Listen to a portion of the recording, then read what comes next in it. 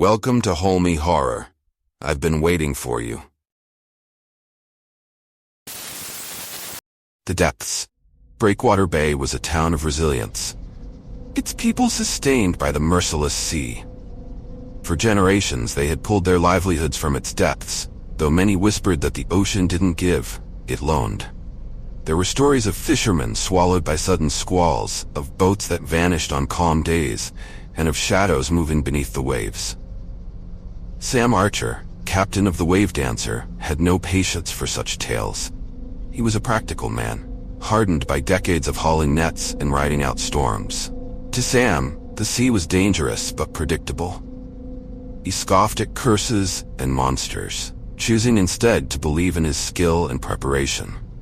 But Breakwater Bay had a long memory, and even the most stubborn residents could not completely ignore its warnings. The first sign of trouble came early one morning, as Sam and his crew loaded the Wave Dancer for a routine fishing trip. Derek, his first mate, came running up the dock, pale as a ghost. "Sam," he panted, his voice trembling, "you need to see this." Sam frowned, irritation flashing across his weathered face. "See what? We've got a schedule, Derek." "It's Charlie's boat," Derek said, his voice barely above a whisper. "It washed ashore last night. It's bad, Sam. Real bad." Sam followed Derek to the shore, where the wreckage of Charlie's trawler lay scattered like broken bones. The hull was shredded, deep gouges carved into the wood. Nets and equipment were tangled in grotesque disarray, and the sand was stained with dark, dried blood. "Sharks?" Sam asked, though he'd never seen sharks do anything like this. Derek shook his head. "It's something else, something big."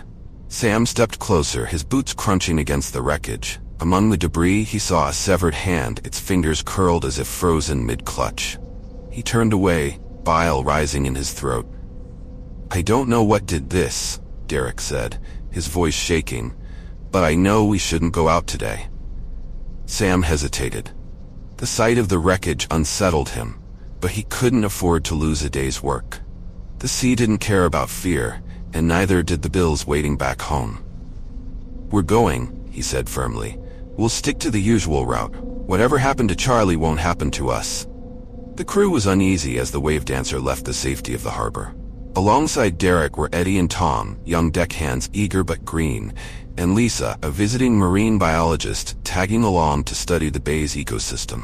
Lisa was quiet and serious, scribbling notes in a waterproof journal. Sam respected her work ethic but kept her at arm's length.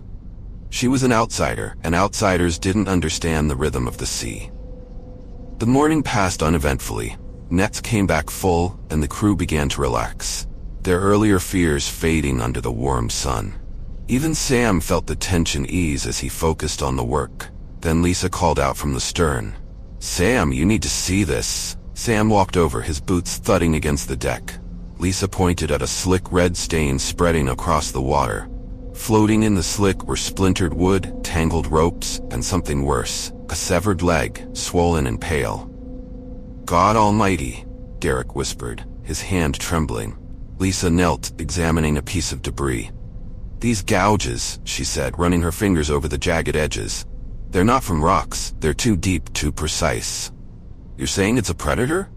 Eddie asked, his voice quaking. Lisa hesitated. "Maybe, but nothing I've studied would leave marks like this." Sam scowled. "Whatever it is, it's none of our concern. We're here to fish, not chase ghost stories." Everyone back to work. The crew obeyed reluctantly, but the unease lingered. By late afternoon, the nets were nearly full, and the sun was beginning to dip. The sea was eerily calm, the usual sounds of waves and gulls conspicuously absent. Sam kept his eyes on the horizon, his gut churning with a sense of foreboding he couldn't shake. Then the first jolt hit. The Wave Dancer lurched violently, sending Sam sprawling against the railing. "What the hell was that?" he shouted, scrambling to his feet. Derek was already at the bow, staring into the water. "Something hit us," he said, his voice trembling. "Hard." Sam grabbed a flashlight and shone it into the water. For a moment, he saw nothing but darkness. Then a massive shadow moved beneath the surface, swift and deliberate. "Shark?" Eddie asked, though his tone suggested he didn't believe it. Derek didn't answer. His eyes widened, and he clutched his chest as if in pain. Before anyone could react, he toppled forward into the water. "Derek!" Sam shouted, diving in after him. The cold water hit Sam like a wall, stealing his breath. He opened his eyes, searching for Derek, but the murk obscured everything. A massive shape brushed past him, its texture rough and slimy. Sam surfaced, gasping for air, and climbed back onto the boat. "Where's Derek?" Lisa asked, her voice tight with fear. Sam shook his head. "Gone." The crew was in chaos. Lisa demanded they turn back immediately, but when Sam tried to start the engine, it refused to catch. "We're stranded?" Eddie asked, panic rising in his voice. Sam growled. "No, we're not stranded. We just need time to fix it." Lisa shook her head. "We don't have time. There's something out there and it's hunting us." Sam wanted to argue, but the fear in her eyes silenced him. He looked around at the darkening sea, his stomach churning with dread. Eddie and Tom armed themselves with harpoons, their hands trembling as they prepared a makeshift trap. They lowered a barrel of chum over the side, hoping to lure out whatever was stalking them. The minutes stretched into hours, the silence broken only by the creak of the boat and the gentle slap of water against the hull. Then the rope went taut. The barrel vanished beneath the surface, and the line pulled against the winch with terrifying force.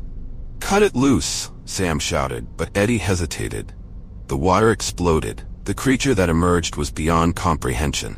Its body was massive, covered in translucent, pulsating flesh that seemed to glow faintly in the darkness. Tentacles writhed around it, each ending in serrated barbs. Its eyes were black voids, and its mouth was a cavern of needle-like teeth. One tentacle lashed out, wrapping around Eddie's torso. He screamed as it tightened, crushing him like a vice. Blood sprayed across the deck as his body was ripped in half. Tom fired a harpoon, the bolt sinking into the creature's side. The beast let out a deafening shriek, its tentacles thrashing wildly. Another swipe sent Tom sprawling, his head striking the railing with a sickening crack. Lisa grabbed a flare gun and fired. The flare hit the creature's open mouth, exploding in a burst of fire. The beast recoiled, its wail shaking the boat. "Sam!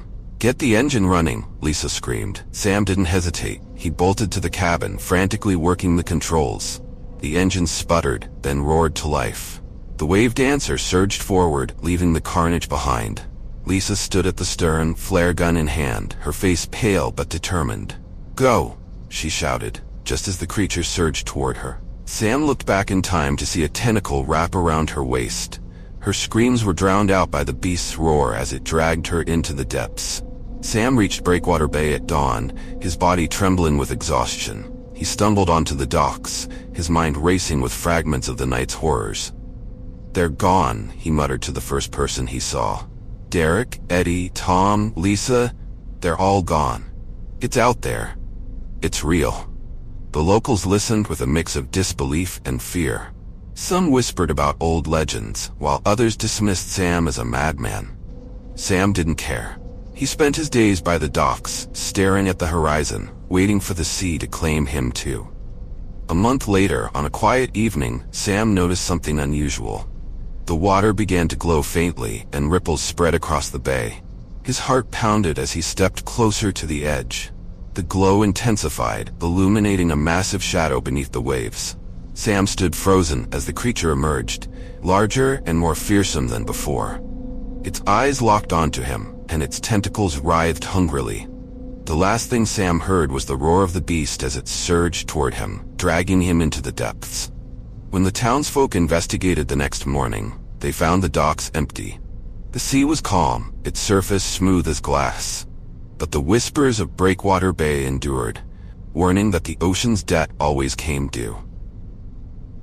Thanks for watching, and don't forget to subscribe for more chilling stories. And remember, be careful. I'll be watching you.